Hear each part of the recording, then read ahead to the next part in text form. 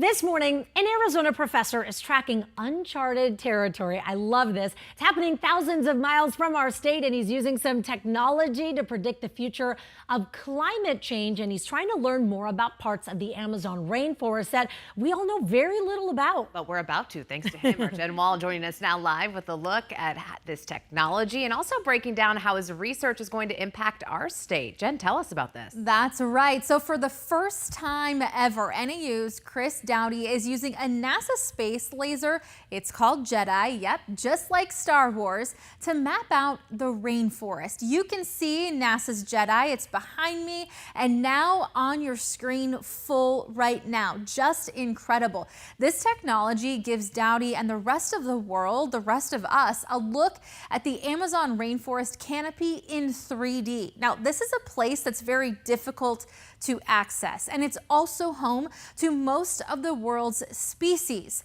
And you might be wondering, okay, this is really cool, but how does this affect me here in Arizona? Well, Dowdy says his research matters to us because it can give us a preview of climate change and how all of that could affect us here at home. And possible future trajectories for how much water we're going to get in Arizona, how much temperature, how hot it's going to be in the future. So all these things, we live in an interconnected world. So anytime you impact the rainforest, that's going to impact us here in Arizona as well. Let's get a baby on it.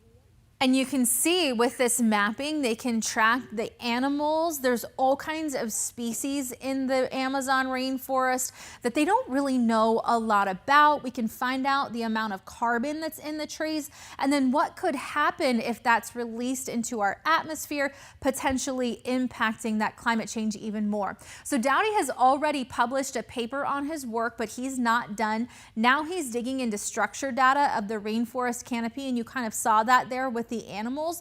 And so with that information, he's going to find out where the rainforest animals live, how they will be impacted by future climate change, and how to predict how much carbon the forests hold. This is also important because then they're able to urge some of these countries and locations to protect parts of the rainforest where these animals live. Yeah, such important work being done there. Jen, thank you so much for bringing that to our attention.